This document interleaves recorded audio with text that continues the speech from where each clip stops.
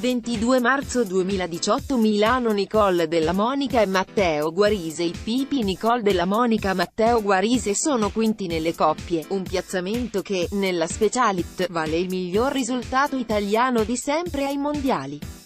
Il tandem targato Ice Love guidato da Cristina Mauri sulla pista secondaria del Forum si è allenato per tanti anni. I due non cedono all'emozione di un'onda d'urto di un pubblico scatenato e confermano lo splendido risultato del corto di mercoledì.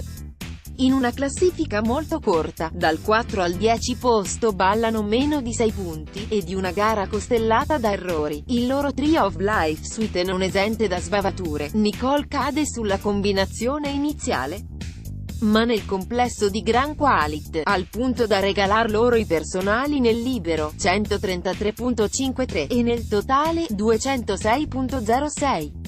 Il futuro Valentina Marchei Andrei Otarek, dopo la storica sesta a Piazza Olimpica, restano invece sotto le attese, il 10° posto finale non chiusura consuona una stagione travolgente.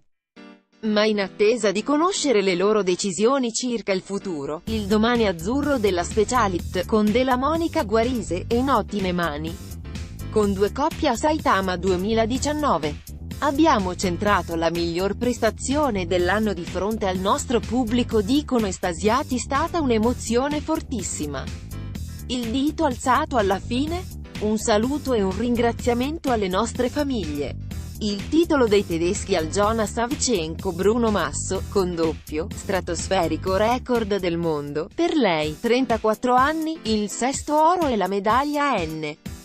11, a eguagliare il primato di Sonia Enie.